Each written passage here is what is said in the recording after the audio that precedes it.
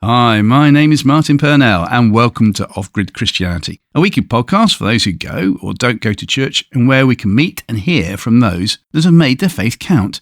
This podcast series is to encourage via conversation, and you can contact us as well by email, ogc@accessradio.biz, biz is spelled B-I-Z. The address again is ogc@accessradio.biz, and our website is www.offgridchristianity.co.uk. So please enjoy today's guest, who has been in church leadership for over 30 years. He started his employment life as a journalist and then in communications before Bolly Downs Baptist Church in East Ham, London, made him their minister in 1996.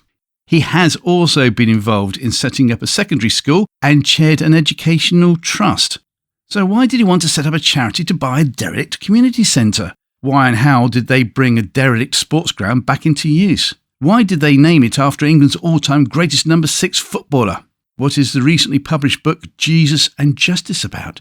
And finally, why is he a Millwall fan? I'm going to step back because I know full well he's not. It gives me great pleasure to welcome a gentleman who's resplendent in his West Ham United shirt, and that is Dave Mann. Dave, thank you so much for joining us today. Very quickly, actually, the fact that Millwall south of the River Thames, for those that don't know where Millwall is in London, West Ham north of the River Thames, how come such a rivalry with Millwall? Well, Millwall itself is actually on the Isle of Dogs, which is north of the River Thames. The football club is south now. There's a long history. It's a bit like in families, actually. Sometimes you take your anger out on those that are closest to you. And we're all Dockers, the Millwall and West Ham. And so actually, rather than being enemies, we ought to be brothers in arms. My son-in-law's mum used to run the press box at Millwall, and so when my son was younger, occasionally we would wander south of the water and we'd go and watch football there. So I kept, obviously, my allegiance to West Ham very quiet at that time. I went to the old ground, the Den, once, before they then knocked it down and built a better stadium. The less said about that, the better, my experience there. Dave, So much to talk about today, and I don't say this lightly. I'm really looking forward to what you have to share, because I believe you're going to be encouraging and challenging us at the same time with what you've been going through and what you're going to go through subsequently. But before we do, let's go for it then. 5 maybe not so important questions, but we'll get a better understanding who you are. Question number 1, if you could invite anybody from history for an evening meal, alive or dead, so that you could ask them questions, who would it be? All the usuals. I went through a list: Gandhi, Martin Luther King, Rosa Parks, Nelson Mandela, Che Guevara. I'd be interested in talking to as well. Yeah. Bobby Moore, obviously. So I've got lots in there. But to be really honest, right from the word go, I'd like to have a meal with my grandson. And he died when he was with me in the park. He's as a young baby, 3-month-old, and just sudden infant death. And it was a hugely traumatic time, and I would just love to see how he's developed in God's love and mercy in the 8 years since I last held him. So that's who I would really love to. And when I finally die and go to be with the Lord, I'm looking forward most of all to giving my Tyro a big hug. Wow, that's an incredible answer. If you don't mind, I'd just like to expand on that a little bit. What do you remember that time and the fact that you were there and then you had to go back to his mum, your daughter, and explain what had happened? Yeah, well, I rang her and she actually was round the corner and drove down, and she's a nurse and she did CPR on him. And so, yeah, I mean, it was hugely traumatic. And I came up with the word gift as an explanation to my feelings at the time. And it was the guilt of not being able to do what I would have wanted to. The images of seeing Tayo just fading away in front of my eyes, in my arms as I was trying to revive him. And the fear that came after that as well, because up until that time, I thought I was almost invincible, followed Jesus since I was a teenager, and lived a charmed life in many ways, lots of privilege. And of course, I knew God was with me during that time, but not in the way that I wanted. And it meant that I couldn't take anything for granted. So all my family relationships changed, and my relationship with God changed. And it was like living with fear all the time, because there was nothing that I felt I was in control of, and there was nothing that I really felt I could trust God with anymore. And then there are all the theological issues that come out of that as well. So the guilt, the images, the fear, and the theology were the things I wrestled with. Yeah, and it took a long time to get on an even keel again. You never get over something like that. Yeah, Dave, thank you for sharing that. For those that are listening today that are sort of going through that feeling of bereavement, no matter how horrendous it is, what would you say to them? Answers, we'll never get answers, but we don't need answers. There was a family, I took a funeral, one of the toddler group mums, and she had triplets, and very sadly one of them died. And we booked up a funeral for it. And then the day before the funeral, another one of the triplets died. So we buried a few weeks later 2 of the 3 triplets. And my hope and my faith is that those beautiful babies are safe in God's hands. And as David said, he won't come to me, but I will go to him, and in the Bible. And so my confidence is that we will see our loved ones again in that way. And the Bible talks about our bodies, earthly bodies, being like seeds that need to die and be planted. And Corinthians says that we'll grow into resurrection bodies that are far more beautiful and wonderful than we can ever imagine. So no, I'm not expecting to see Tayo as a baby again. I want him to give me a big hug as a huge grown man. And at that funeral of the triplets, I used a picture of a child running, falling over, grazing its knee, and running to its parent. And you don't want an explanation of the scientific process of the skin and the blood and all of that sort of stuff. Answers are just useless. What you want is a big hug, isn't it? And it's hard, but we need to open ourselves up to let God hug us without answers. And putting faith into practice in those situations is really, really difficult, because your head tells you one thing, but your heart tells you something completely different. Yeah, and I still struggle with that, to be honest, but get help. Be as accountable to other people as you can, but don't give up on God. Yeah. Thank you for your honesty and saying that you still struggle. Tell me more, please. Yeah, engaging with your emotions when you've been through any sort of trauma like that is difficult, makes you vulnerable. For a long time after that happened, the pain was so great that I really, to be honest, I wanted to die every day, just because I didn't want to have to carry on with the pain and the challenges in the aftermath.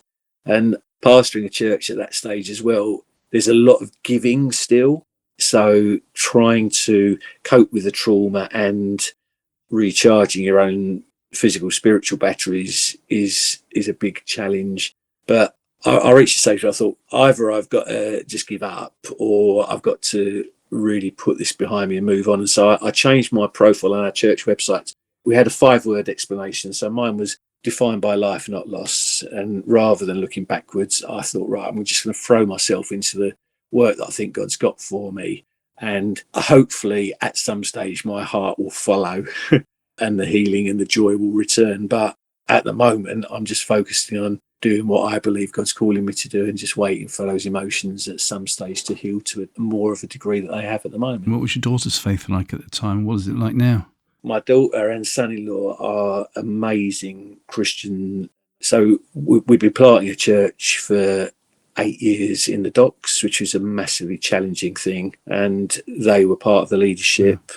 And if I was a personal devil wanting to blow that church out of the water, I would have took our tire away, because obviously it knocked me sideways, really impacted the whole of our family. My relationship with my wife, Sally, she reacted very differently to it than I did. But God is gracious, and Lizzie and Shay are leading lights in that church plant now. Tyre was a twin, so which was in some ways is a blessing, in some ways is more of a challenge, because when we see Tyre's brother, we see what Tyre would have been like, which is great, and it's a comfort, huge comfort. But obviously there's something missing as well. But then God's given them 2 other beautiful children as well, and so they're just an amazing joy and an incredible example of Christian love and witness overcoming. That they've done better than I have, I think. The fact that you were there, of course, and the guilt most probably was just weighing down on you more and more, thinking, if only I'd done this, if only I'd done that. Yeah. It's fantastic that you've been able to share this. Guilt, how would you overcome that now? How would you share on a sermon on a Sunday, let's say, if we confess our sins, Jesus is faithful and just to forgive our sins and to cleanse us from all unrighteousness and to free us from that guilt. And in my head, I know that I couldn't have done more for Tayo, but that still doesn't silence the accusations that, all the questions.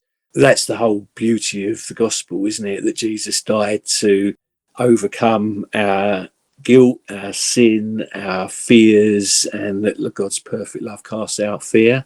And guilt and accusations, that's the devil's business. And Jesus is in forgiveness and restoring and renewing. And everybody needs that message. So, yeah, perfect love casts out fear. And fear really is the shadow of shame and guilt, isn't it? So Jesus deals with that. Thank you for sharing that. Thank you for being open and honest. Thank you also that 8 years ago, you actually were holding on by your fingertips to Jesus as to get me through this. It must have been horrific what you went through, let alone the rest of the family, of course, that were sharing, but the fact that you were there. Thank you for that. And hopefully that's going to encourage many a person that's listening today. Thanks, Dave. Thank you. Just one other thing. We all go through different sort of traumas and different situations. As a pastor, some people, it gave an explanation that Tayo's death was a judgment on my dodgy theology. Others said it was, I didn't have enough faith to pray at the time. It's difficult. Others said, well, of course, your pain's not as bad as my pain.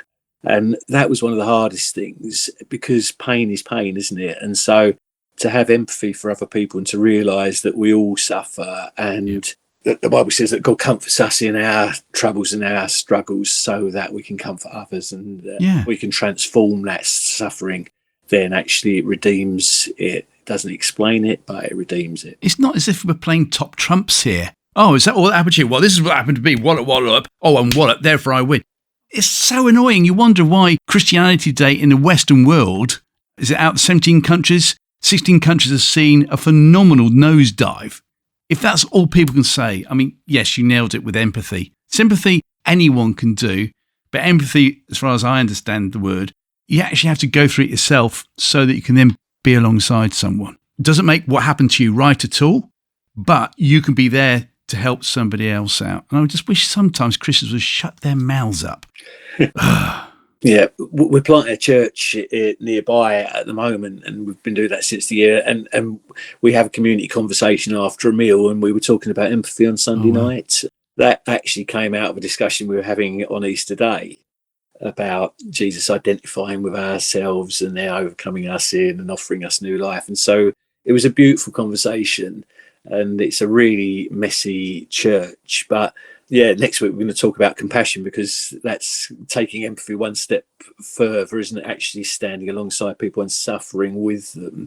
After the Elon Musk comments about how empathy is a weakness. Did he? Yeah, I mean, for him, that's right. Sharing and equality and justice are a weakness. That's the challenge for us in the church. We need to be really demonstrating empathy and compassion with the people in our communities so that the light of Jesus can overcome the darkness and the tide of unchristian bigotry and authoritarianism that we're seeing more and more, as well as other places. Right, well, we've only done one question so far, but hopefully we've signposted enough as to what we're going to be talking about after the next 4 questions, because I'd love to hear more about your pioneering church.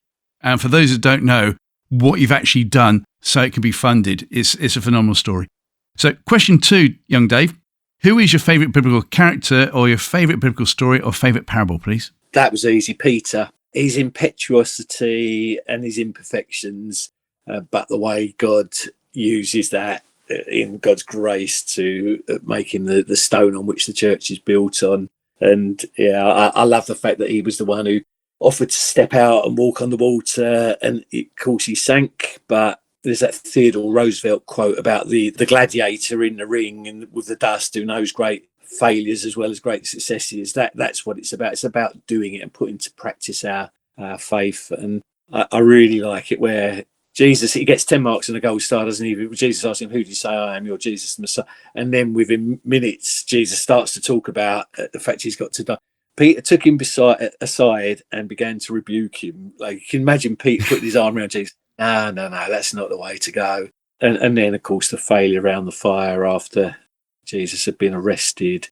but the beautiful restoration as well, the hunger that Peter had. So when they were out fishing in Galilee after Jesus had died, and they see him on the seashore, and Peter is straight in the water, and again, it was going to be a painful encounter, but he's just hungry, so hungry for that relationship. So yeah, I'm great at making mistakes as well. One of the great freedoms is not worrying too much about that. Yes. And as you get older, Martin, you've got less to lose. So actually, I think my kids say I'm getting even less responsible now. Where is it in the Bible it says faith without deeds is useless? James. Yeah. Our great friend Shane Claiborne, Matthew 25, he says that the entrance into God's kingdom of presence isn't a case of filling out a theological exam. It's, did you feed the hungry, and did you visit the prisoners, and did you give them a glass of water? And when you do that for me. Yeah. It's not about what we know, it's about what we do with what we know. Yes, I could go off on a tangent there about what Tony Campolo once said on that. Thank you. Question 3.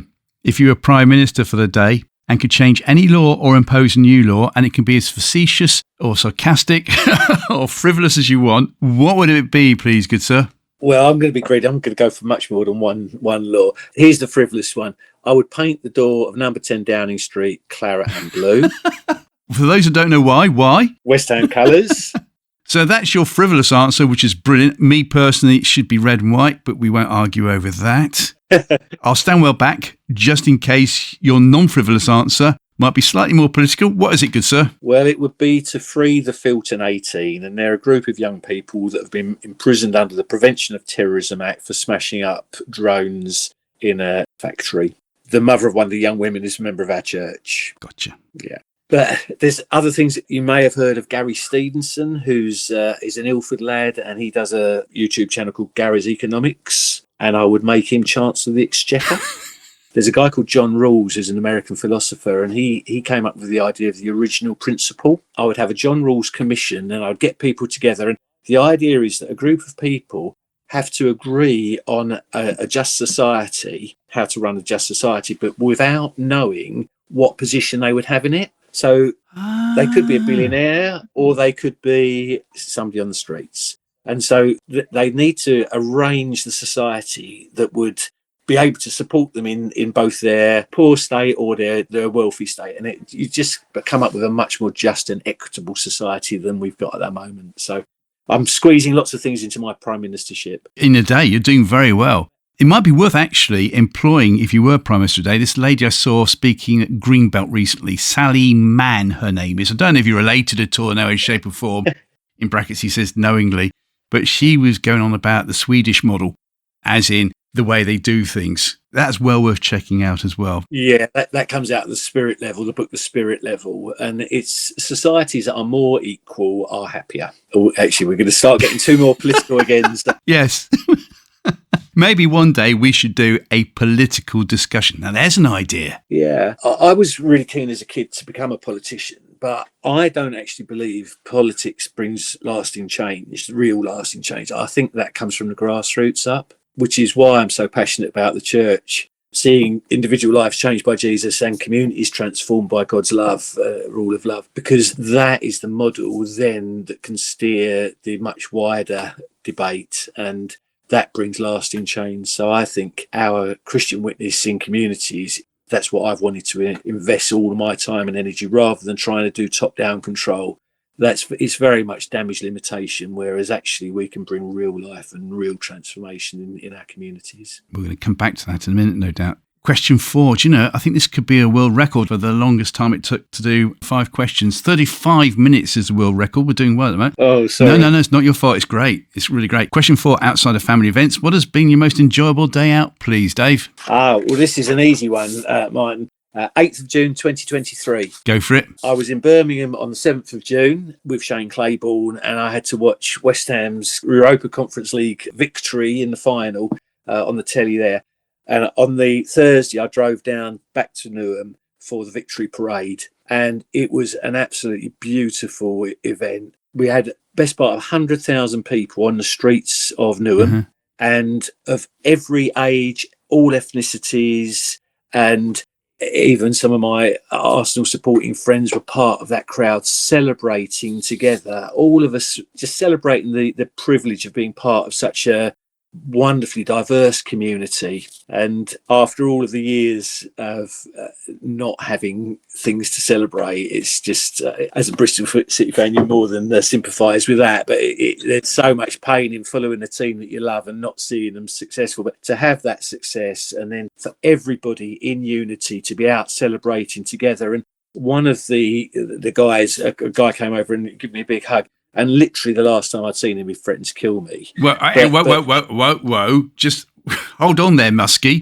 Say that last line again and please explain. Well, yeah, we run football things and sometimes people get very heated. And so I'd had a little contretemps with him and it would have ended badly or could have.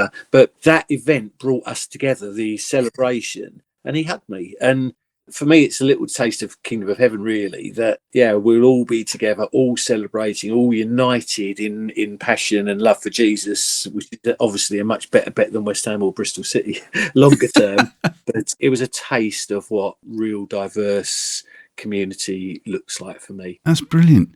Did you mention the fact the last time you were going to kill me to him? No. I mean, he knew. To be really honest, that's part of inner city pastoring. Yeah. Sometimes I think if I haven't been threatened for a few months, I'm going soft, because when we're working against drugs gangs and when we're working with really deeply traumatised young people who are not carrying knives, that's just par for the course. Wow. Well, thank you for that. When I was working in Silvertown, I was devastated to find that I'd had a price put on my head. What? Did I not tell you that before? No. No. The reason I was devastated, it was only 500 quid. But having said that, a young man was actually killed for 75 quid just on the roundabout outside our house. So it was because we were actually making inroads on the drugs gang and they were losing control because of the work that we were doing with young people. And what was wonderful, though, that the police, who everybody hated, they did a big sweep on the area and they nicked the fella who was I'd fallen out with. But I'd seen him at the time that they nicked him for, and so I was able to give him an honest alibi. And so the police let him go, and he called the kids off of sorting me out. So, wow. Yeah. Different world. It is, but I think there are a lot of regional towns where young people, the poverty now is such that, and the breakdown of family and community life is such that, what do you do if you're a 12-year-old or 11-year-old? Your parent can't afford to pay for decent trainers. Where do you get your money from? And it's just so easy to get sucked into crime. And where you've got an area that has had decades of really low aspirations, and when we went to Silvertown to plant the church, only a third of the kids got 5 GCSEs. So 2/3 of them were almost unemployable and just got sucked into the drugs scam, which was very effective. Several of our 14, 15-year-olds, they were nicked in Hull, Norwich, Southampton, Bristol, doing what was now known as county lines, before it was called county lines. And once you're in that sort of world, it is a violent world. And so that is the reality that loads of our young people are living with all the time. And when you're a 15, 16-year-old, life is cheap, really. You don't understand the consequences of your actions. So, trying to bring Jesus' love into communities like that is a different sort of a challenge. Come back to that in a minute, if that's right, Dave. Final question, so that we can create a new world record. Question 5, what has been your most embarrassing moment, please, so far? Well, how long do I need to speak to break the record? I'm great at embarrassing moments, so I could keep going all day with that. But the one that you'll like the best is, as a kid or a young person, I was a training reporter on the Walthamstow Guardian newspaper, and we played football on Hackney Marshes. You've heard of Hackney Marshes. It's just dozens and dozens of pitch in East London. And it was a cold Sunday afternoon, and somehow I offered to go in goal, and we were doing very well. So I was really quite bored and cold. And so I started swinging on the crossbar and doing pull-ups. But in those days, the goals were made out of posts that were like concreted in the ground. Oh, right, okay. And the crossbars were on mortise and tenon joints at the top. So they sort of like just sat on the top of the post. So as I was doing this pull-ups and swinging around, trying to keep warm and entertain, I jumped off and the crossbar jumped up and off the joints and fell on the floor. The play was all up the other end, and so I very sheepishly had to run up to the referee and say, "Look, I'm really sorry, we've had a terrible accident here." Thankfully, it didn't bash me on the head. Mind you, it might knock some sense into me, but that was an embarrassing relating football story. Oh, that's brilliant, though. Who actually saw it happen? That's the big question. Well, I don't think anybody did, because they were all playing and focusing on the other goal, because I was bored on my own. So nobody up until now has ever found out the reason for that little accident, but I've now confessed. So. Oh, that is wonderful. Yeah, as you say, it could have been more serious. There was an Argentinian goalkeeper, wasn't there, in the 1990s? And he ripped his finger off because he went to tip the ball over the crossbar. His wedding ring that he had on got caught on one of the hooks that holds the net. Right. Well, I did a very similar thing. At the back of our house is a big playing field, which was a jungle, 9 acres. And it was where Bobby Moore was actually scouted as a schoolboy playing football. Brilliant. It'd been left to overgrow.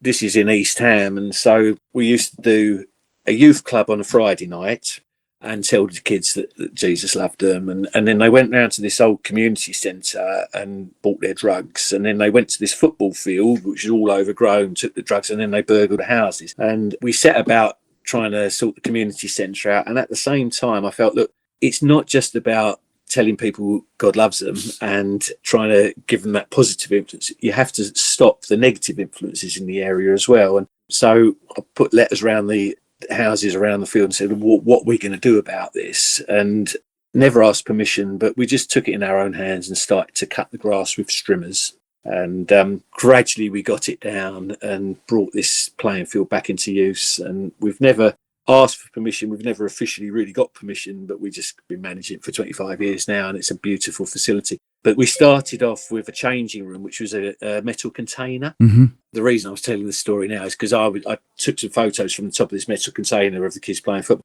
jumped down and did exactly that same thing with my wedding ring on the top of the cake. But thankfully, my finger stayed on. I think it's only fair to delve straight in then, because we've made quite a few hints, or your good self have made quite a few hints about what you're doing in the community. Let's look on that, please, and the pioneering work that you are doing within the community. Where would you like to start, and what do you want to share? You've got an open forum. Off you go. Thank you. My driving vision has always been to see Jesus changing lives and transforming our community and beyond. And I believe that if people are coming to know and love Jesus, there will be an impact in the communities. And that actually Jesus, he told us to make disciples, but he told us that he come to bring his kingdom, his rule of love.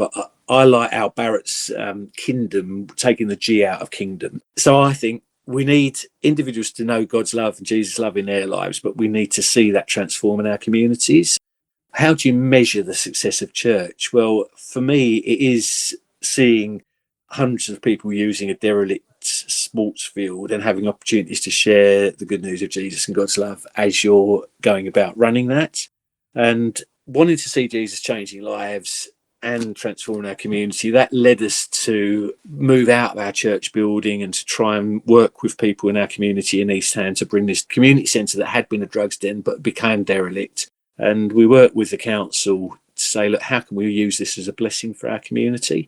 And we knew that it was too big for us as a church to take on. So we set up a separate charity to involve many more people in the community and bringing the building back into use for positive reasons.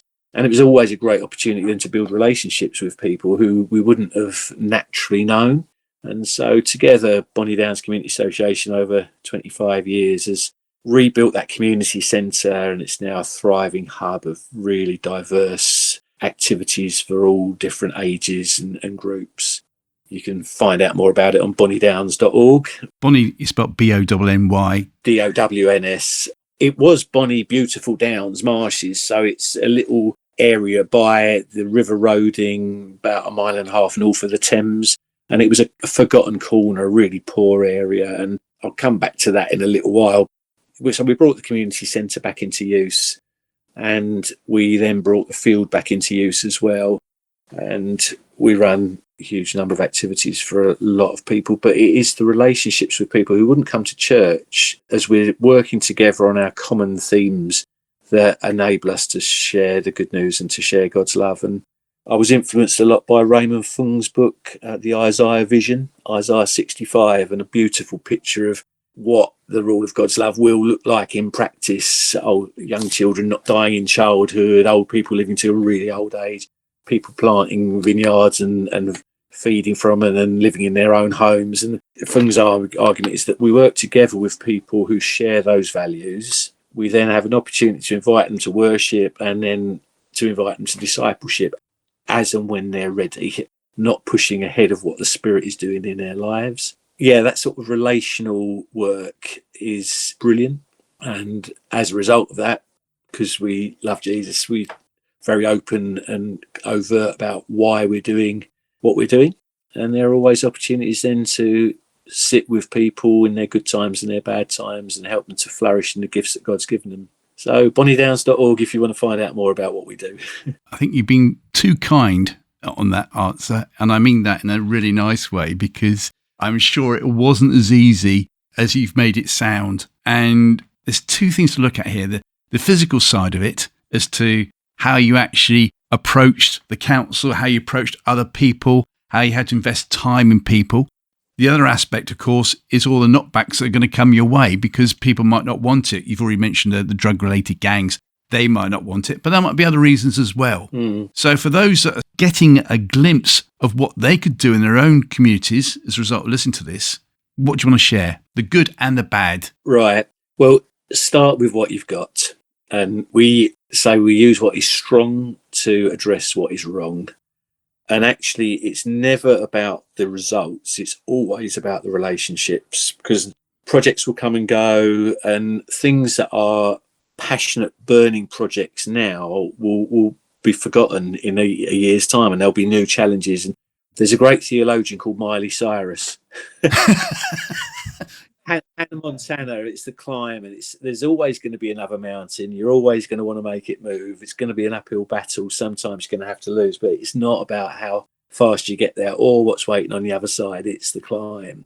And it's about, in everything that we do, being able to thank God, be joyful always, pray continually, and give thanks in everything. And as we're doing that, the relationships that we build on the way, they're the precious things and the things that will last. It's the results are always a means to an end, which is building relationships and sharing God's love into people's lives. I mean, to tell you a bit more of a story, what happened with this community centre, it had been a drugs den and a drinking club, but the brewery withdrew their supplies because the people who were running it defaulted on their payments. So they just walked out, it was empty.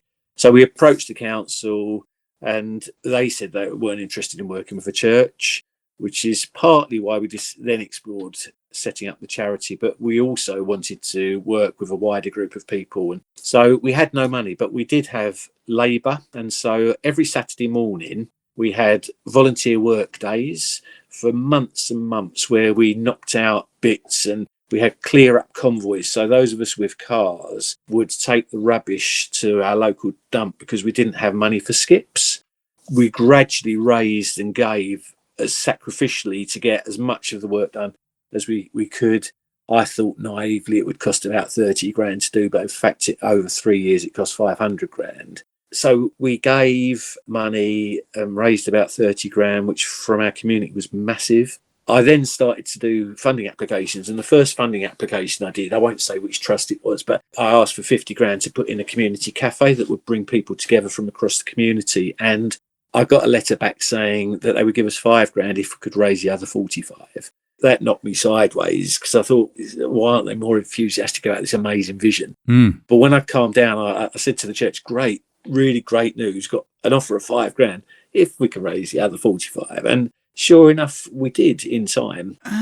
Working smarter, not harder. So we grafted ourselves, we learned about fundraising, we raised probably over 100 grand through trust fund. We were still really short of our target. And so 2.5 years in, I did say several times during the process that even if we never get this place reopened, I still would go through all of the toil of it because of the opportunities we had to work with people in the community. Yeah. And so, again, it wasn't necessarily about the results that community centre could provide, But then in 2001, at the beginning of the year, I got a phone call from the council and they said, this is a council-owned building and we've got an underspending our housing budget this year. If we gave you 30 grand, could you spend it by the end of March? And I said, yeah, great, that would sort us out a new boiler and upgrading the heating. And then another phone call the following day, what about another 30? And I said, brilliant, that will rewire the place. The big amount of money was about 70 grand to repair the roof, though, and then fit the whole place out. And sure enough, within 3 months, we went from about 100 grand to about 500 grand. And the council committed well over 300 grand to do that building. So that was all either spent or committed by the end of March. And we opened in June 2001. God used the council, who'd been so difficult to start with. And because I think God rewarded our faithfulness and we used what we had and then we trusted God like the loaves and the fishes. And that's been a recurring theme for me.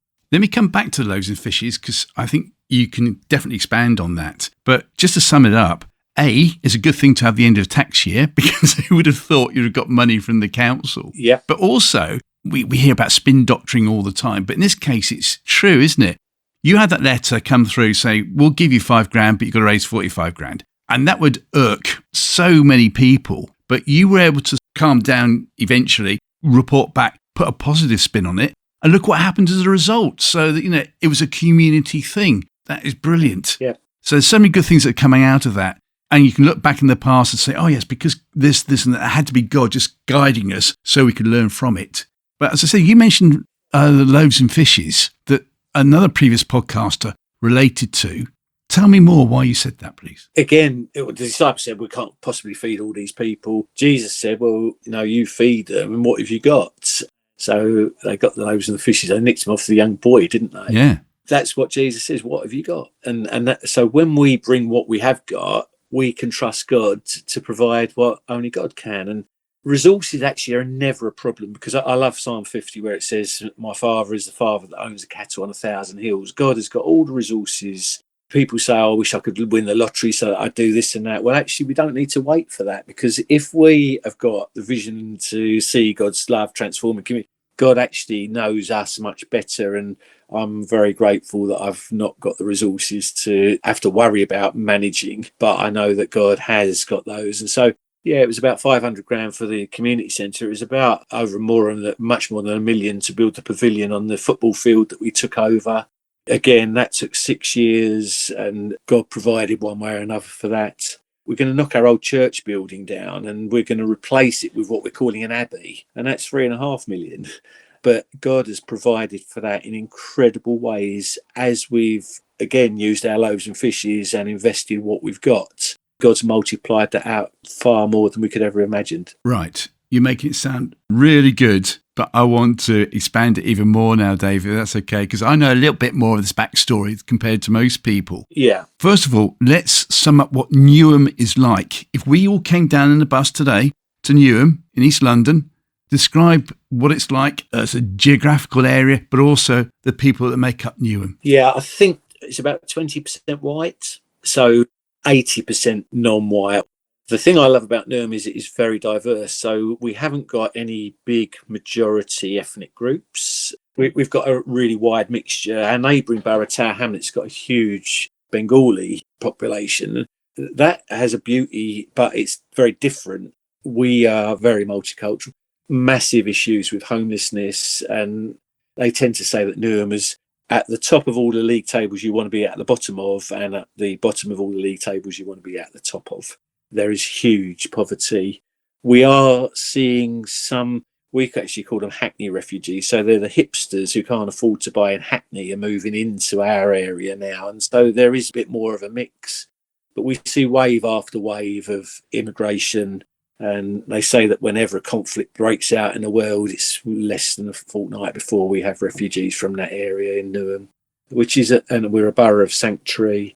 So economically, we've got a lot of challenges, but actually we've got huge community riches as well and a beautiful diversity. So our charity, we have 3 values: inclusion, because we want to break down barriers and build bridges between all those different people in the community, and celebration is really important as well, because it's give thanks in everything. And so even in the midst of homelessness and poverty, we find things to celebrate and be thankful for, and to encourage people to work and to support each other, because sadly we don't get the answers that we want from the politicians, and they don't have the resources locally, certainly, to address the issues in a way that really desperately needs doing. But the challenge for me is, rather than carping on about that, is, well, how are we going to show God's sacrificial love in action in order to support and to reach out to people who are going through those challenges? We hear every so often statistics being shared about the state of the United Kingdom, and that's in this case England. On a good day, 3% will go to church in England. That's on a good day. What's it like as far as Christianity is concerned in Newham? And how are the Christians viewed upon by all the other clusters of people that are living there? Unusually, Newham has got very high levels of faith involvement. We've got a very big Muslim population, so I'm planting a new church in Manor Park at the moment. I think it's 54% Muslim in that area. And we've got a lot of African majority churches, and so there is a lot of religious involvement. Walking up our high street, we've got a huge Hindu temple, we've got gurdwaras, and there's a beauty and an opportunity for different people from different faiths to really to work and to talk and to walk together. Yeah, we've got a good network of evangelical churches in Newham. We've got a significant justice focus as well, and we're very well regarded by our mayor and our local politicians, because they can't argue with the impact of the work that we do.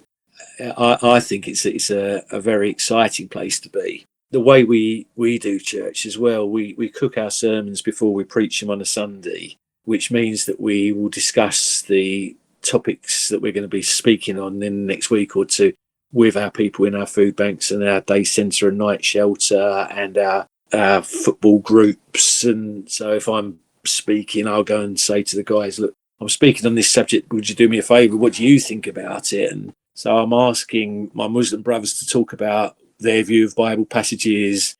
We've got a mixture of retired entrepreneurs that play football with us, guys from our homeless day centre, and all of them have got different sort of perspectives which help us to shape what we actually say on a Sunday and how we involve people in discussing the issues then that come out of that. And we have stories that people can that we can relate with their permission, that are relevant in a way that me talking about my grandchildren all the time will bore people to tears. So we take the gospel out of the church walls and we live it out and speak and talk about it during the week. A podcast a couple of years ago, a gentleman was talking about how one of his dearest friends now is a Muslim imam, in fact. And he said right from day one that it's pointless him arguing and him returning arguments with, oh, but Jesus said this, oh yes, but Allah said that and all that. He said, we're not going to convert each other. And so, friendship has resulted. One thing he said was that he likes to get on with the downtrodden.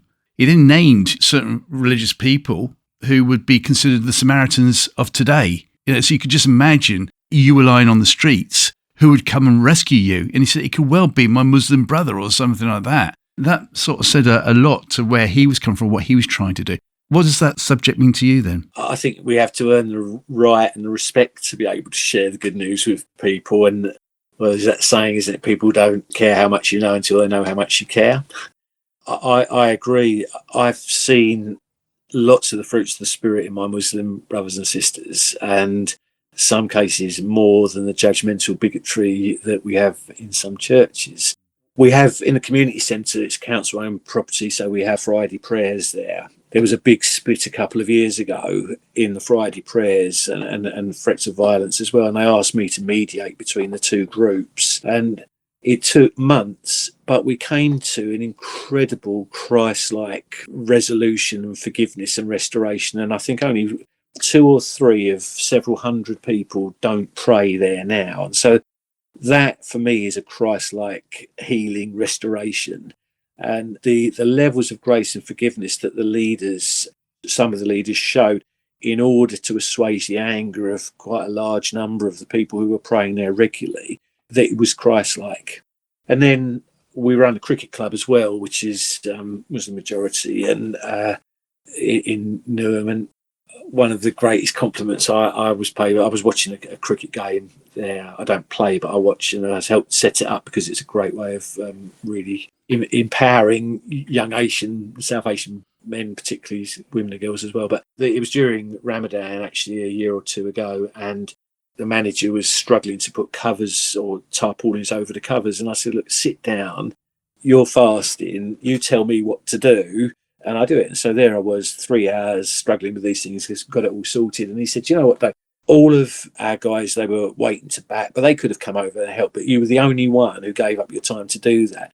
And so he recognised that sort of love in action, and that has opened massive opportunities for me to share why I do what I do and to Jesus love. And we talk about with Eid celebrations, and the coming Eid, which we think about this, the sacrifice that Abraham made or was going to make. They're just brilliant opportunities to speak, not from a point of dogmatism, but confident in our difference and our beliefs, but with a level of respect to work out how we can work together on the things we do agree on, and then respectfully disagree about other things as well. And in Manor Park, we're starting a new Sunday evening meeting. I was speaking to a lovely fella on Sunday night, and he said, look, I'm an 80% Christian from Muslim. And he's got a Muslim name and a Christian name.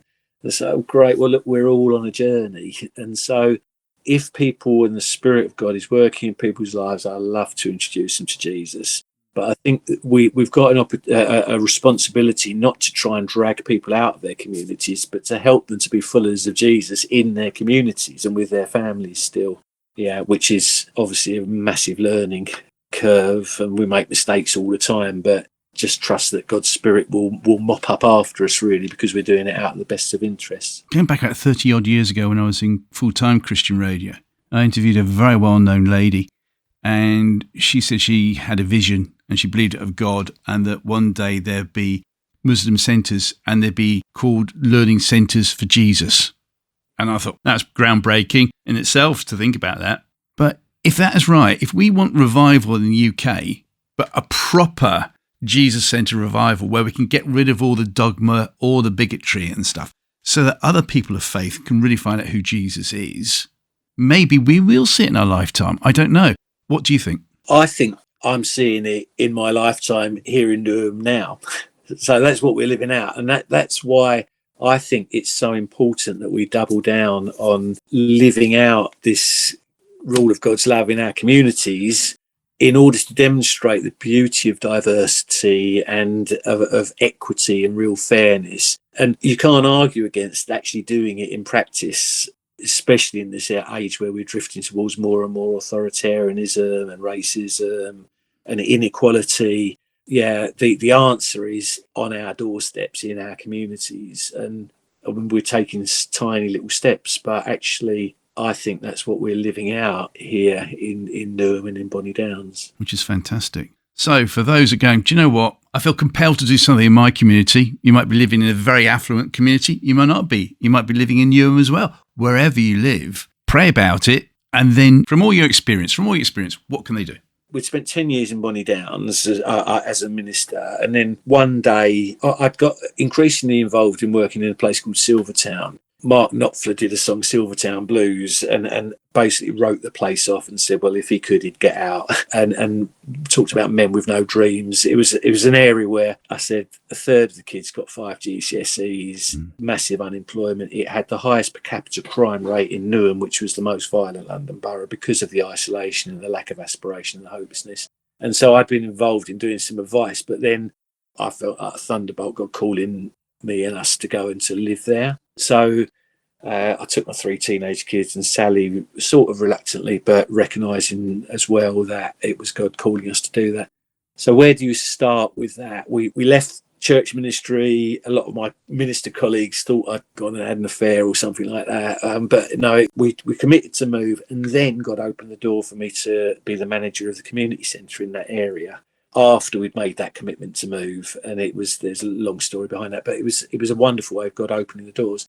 I talked to everybody. Crime was massive. The kids said, we want something to do positive. Their parents said, keep our kids out of trouble. There were 1,000 private apartments along the dockside, full of city workers. And they said, sort the crime problem out so that we're not worried about our cars getting robbed. And so that was very easy. That was what people wanted to do. But we then had to, I doubled down on trying to do youth work. So I asked the medical health professionals what was the most pressing medical needs. And they surprised me because I was expecting it to be something like diabetes, obesity, those sorts of things, even TB actually. But they said, no, it's the mental health of the young professional mothers who are in their very nice but very isolated apartments. They've been used to having high flying jobs, so they've been cut off from their social networks. And they desperately need help to integrate into a much more vibrant community. And so we brought those mothers in with the families from the social housing. We did toddler groups, Zumba classes, and that made me realise that actually Shalom, God's wholeness, is as much for those that have as those that don't have. So it's for the haves and the have-nots. So the process in Silvertown was all about trying to build bridges over the socio-economic divide.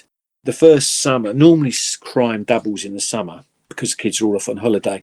So I knew that we needed to make some sort of an impact. So I went round and I hired the young people to run a summer scheme for the youngers.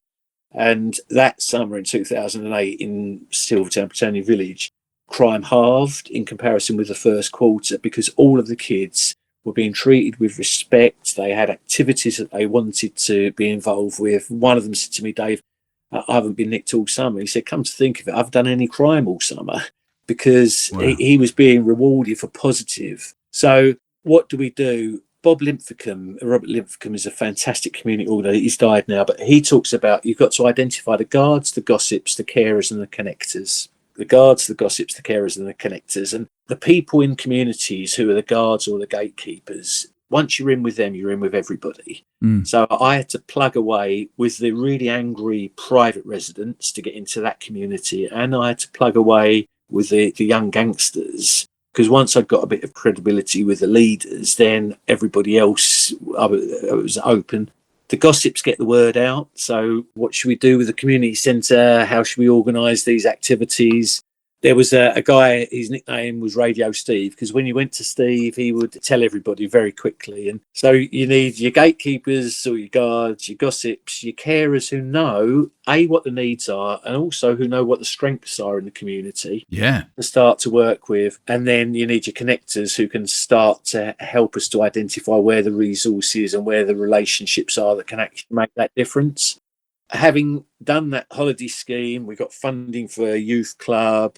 We used more and more of the resources that we had to provide activities right across the whole community, bringing people together. Well, it builds relationships and it lessens fear as well. So as the kids got to know the private residents, when private residents walked across the green, it was much harder for the kids to rob them because they knew their names. And there was a lot less fear when private residents walked across and recognised, I won't name them, but the different names. It creates a sense of safety that everybody needs to thrive.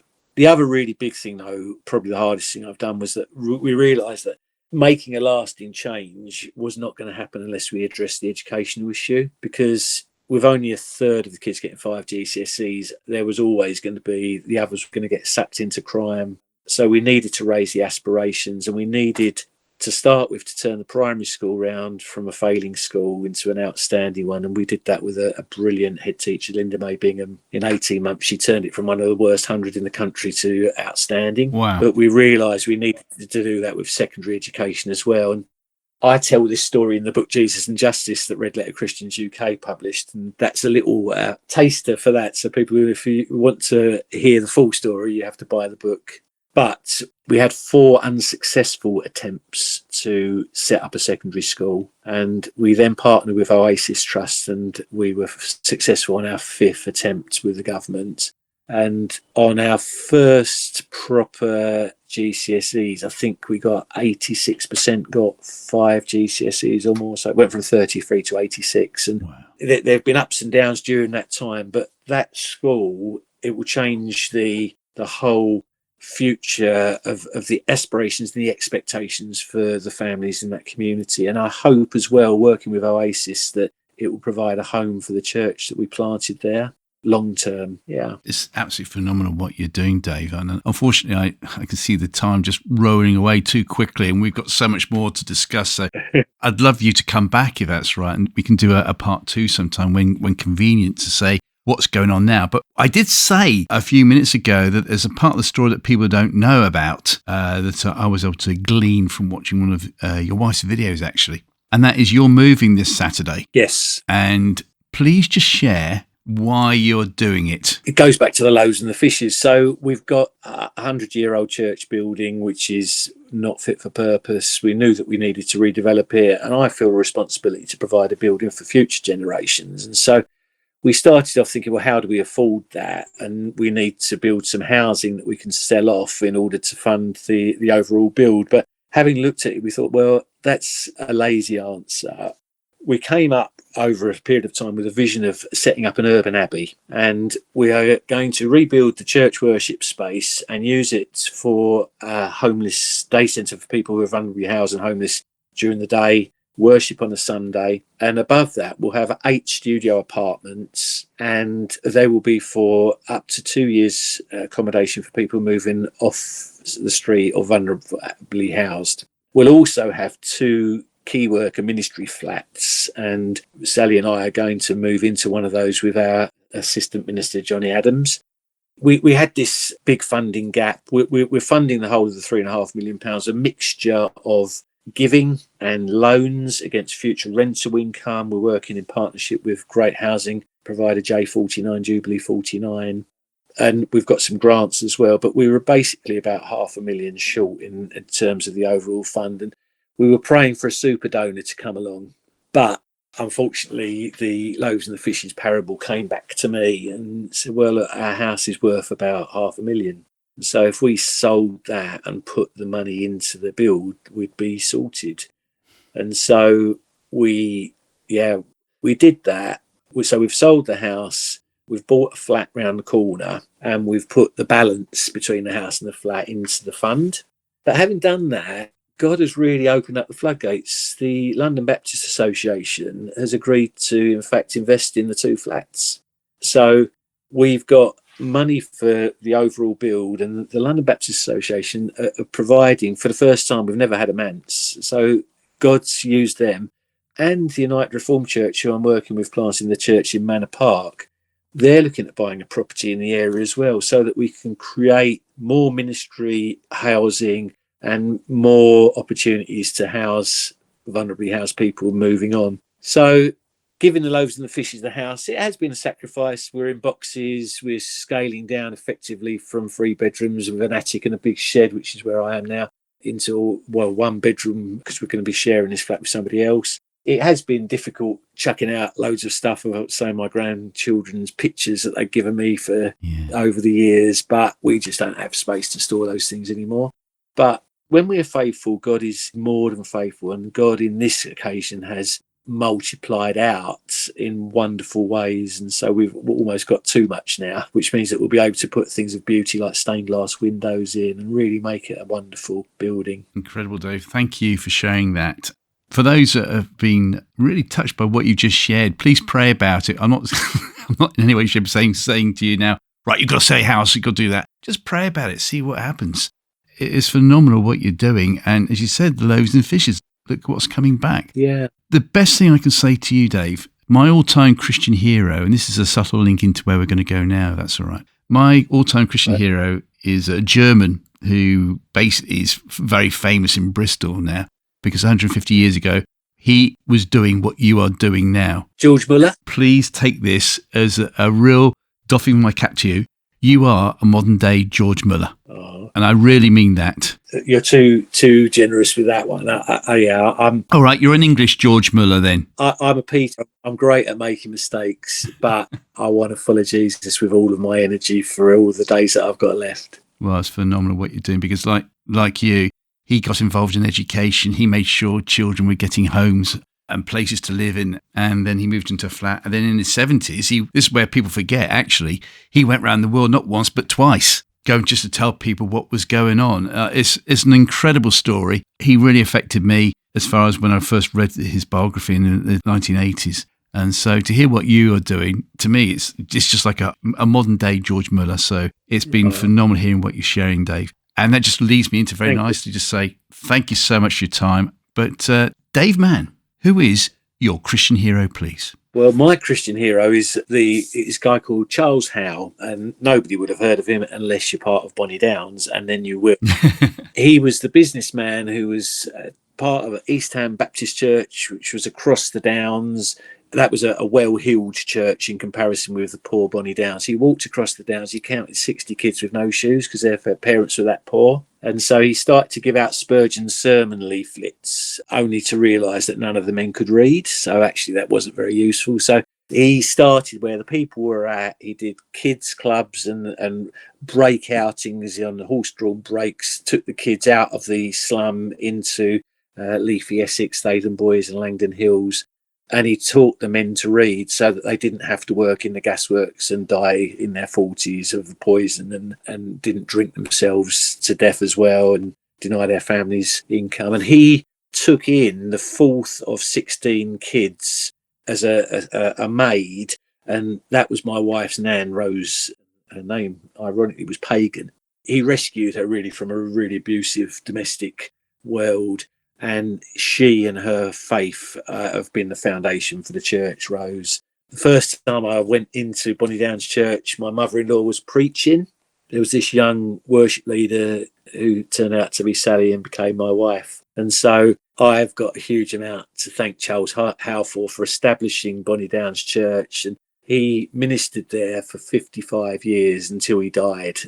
Just poured his life and his love out into the families in that community. And apparently he wasn't a great preacher, but he was just loved because he loved the people. And Maya Angelou says people forget what you do, they'll forget what you say, but they won't forget how you make them feel. And I just want to be like Pa Howe and like Jesus, giving people the time to know that they are loved and they are important, and to build relationships that allow us to share God's love with each other. Wow. What else do we know about Charles Howe then? When was he born? When did he die?